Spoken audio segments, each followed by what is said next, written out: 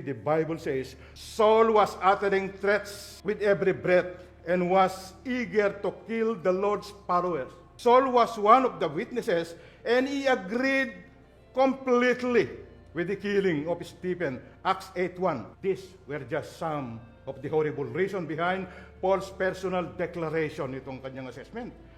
Ang sabi po niya, balikan natin ito, this is a trustworthy saying, and everyone should accept it. Christ Jesus came into the world to save sinners. Napakaliwanag po sa kanya yan. Na magsabi ng ganun at ma-recognize, ma-acknowledge niya na ganun, na siya'y talagang napakasama, pangulo ng masama, at makita niyang pangangailangan niya kay Jesus, ay talagang maliligtas ang taong yan.